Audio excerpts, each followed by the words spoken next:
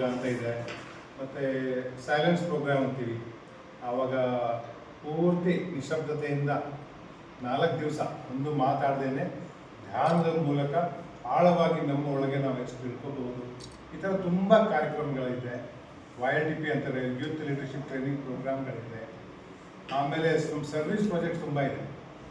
ನದಿಗಳ ಪುನರ್ರಚನೆ ಅಂತ ಇಟ್ಕೊಳ್ಳಿ, ಅಥವಾ ಸ್ಕಿಲ್ ಡೆವಲಪ್ಮೆಂಟ್ ಅಂತ. ಯುವಕರಿಗೆ ಇವತ್ತಿನ ದಿವಸ ಜಾಬ್ ಒಂದು ಪ್ರಾಬ್ಲಮ್ ಆಗುತ್ತೆ, ಯಾಕೆಂದರೆ ಸ್ಕಿಲ್ ಇಲ್ಲ.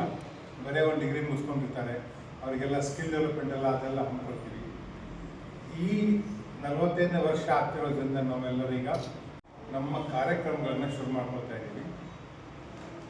ಇದೇ ತಿಂಗಳು 23ರಿಂದ 28 ನಮ್ಮ ಮನೋಹರ್ ಸರ್ ನಮಗೆ ತುಂಬ ಸಹಾಯ ಮಾಡಿದ್ರು.